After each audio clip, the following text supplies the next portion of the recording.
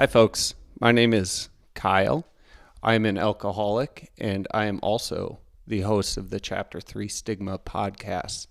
So, welcome to the podcast series. This is the first episode. In subsequent episodes, I will give you a very understanding and deep background of my story and trials with alcoholism, and then finding myself to recovery and currently in active recovery. But first, I want to get into really what the vision of the Chapter 3 Stigma project and podcast is, really the nuts and bolts of how it's going to work.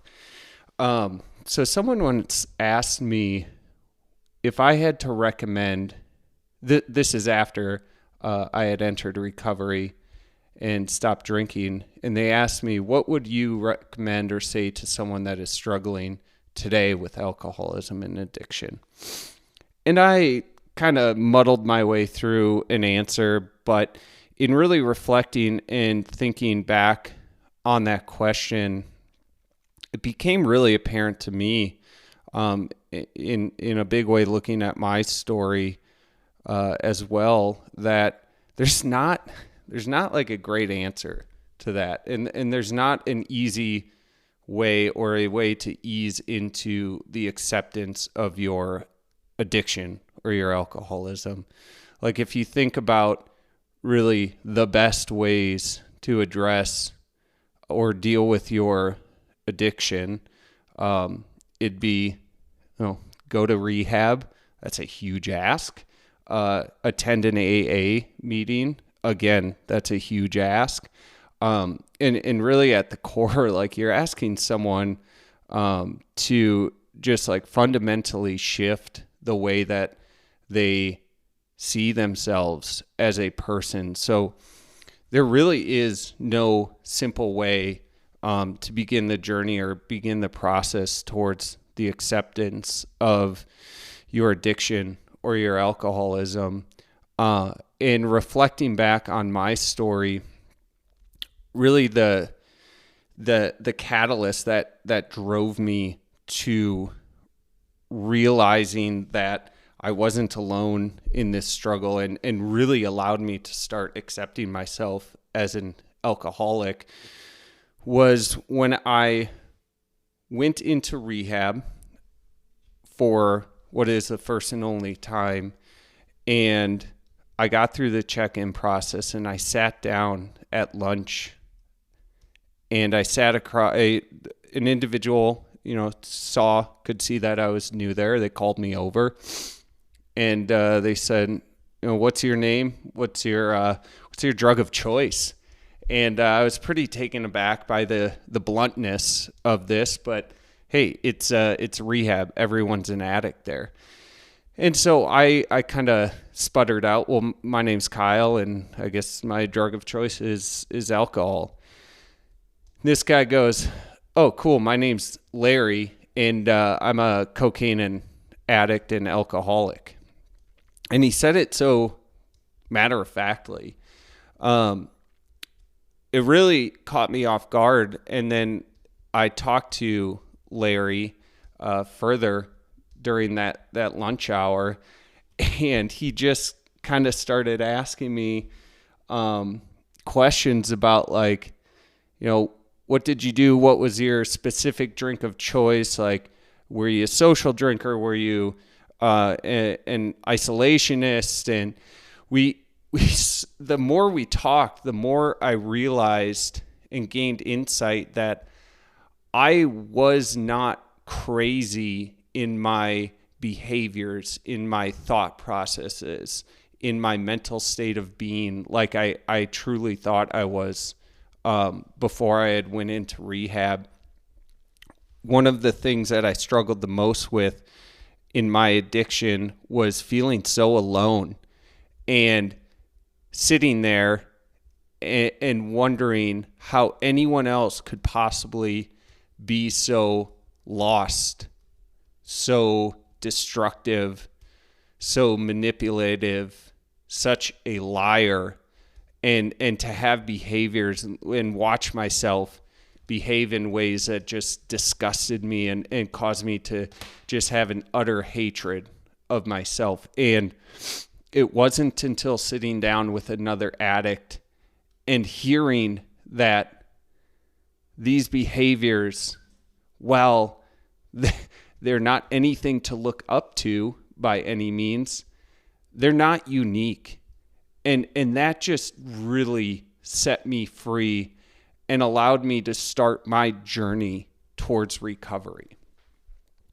So the vision of this series, of this project, of this podcast, is to allow the potential addict or alcoholic or anyone struggling out there to just sit down in a safe environment and hear my story and hear the story of others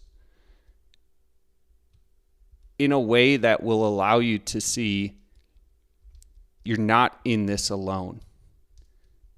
There are people out there that are going through the same crazy feelings, the same crazy battles, your mind swirling with how can this ever get worse? Why can't I break from this cycle?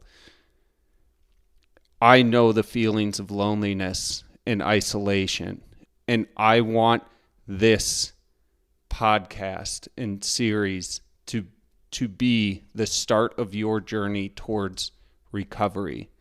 Maybe you're not the alcoholic or the addict, but you just don't understand why your loved one is behaving the way that they are, why they're feeling the way they're feeling. This could also give you some insight into where their mental space is at, how they're feeling, how they see the world. I feel very fortunate about my recovery journey and the way things worked out. I would not recommend rehab to everyone, and I hope that people can avoid rehab and that they can enter into recovery without having to go through the fairly disruptive process of entering into a rehabilitation facility. So if my story can help, I want to offer it up. And that is what I'm looking to do here with this series. So always remember, you are not alone in the way you think and in the way you behave. Being an addict does not have to be your most defining characteristic of your life. What you'll learn, what I have learned, is that your addiction, you as an addict, will always be a part of your life. Although I'm on a path of recovery, I know that I will never, ever be cured of alcoholism. I am an alcoholic for life. I have allowed myself to accept that fact, and it has freed me to move forward with my life and to bear greater loads and bear greater suffering than I ever imagined that I could bear.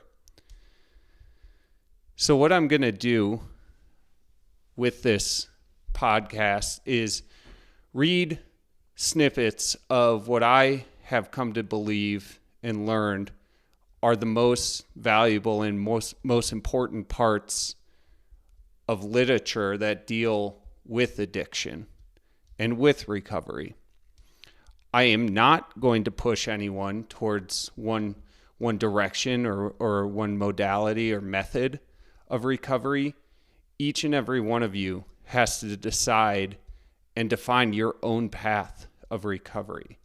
What I will do, though, is tell you about my experience and what has worked for me, because that's all I can really offer.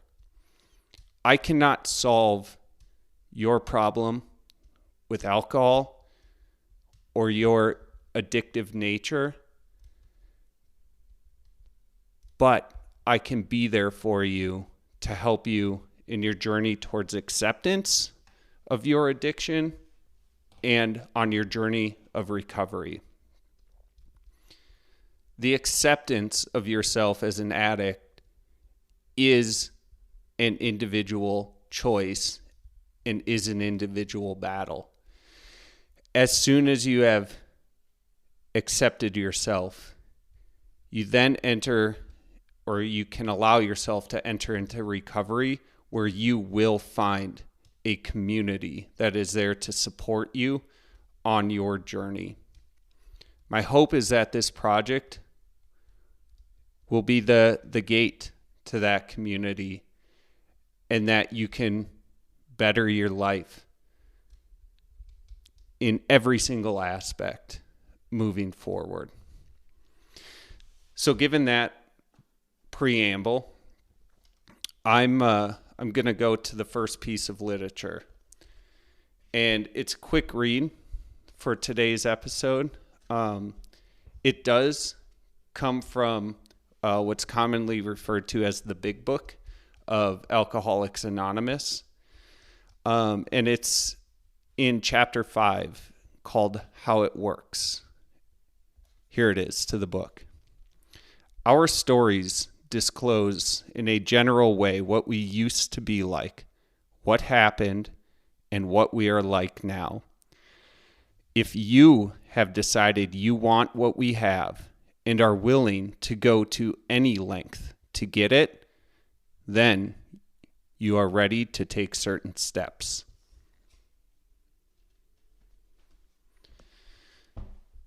So that's it, and we're making this first episode relatively short.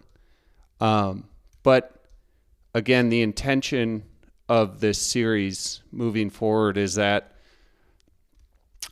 I'll have a general theme or reading from my time in recovery and overlay my own personal experiences and stories onto it, again, with the intention that I want you to know you are not alone. You are not crazy with your mental processes, your thoughts, your behaviors, your attitude. There are others out there like you. So just going over what I see as the key parts of that reading, which will set us up for our subsequent episodes here. If you have decided you want what we have, that will be the next episode. We are going to cover the promises, what can and could be. Next, covering what we used to be like, what happened, and what we are like now. I'm going to spend an episode doing a fairly deep dive into my own story, my own struggle with addiction and alcohol, the rock bottom that I hit, and the months and the trials that have been a part of my life in my journey in recovery. I thank you for taking the time to listen. Please know that you are not in this alone. There's a community out there for you that cares for you, that loves you. And I hope that this podcast can help connect you with that. And I wish nothing but the very best for your life moving forward. Thank you.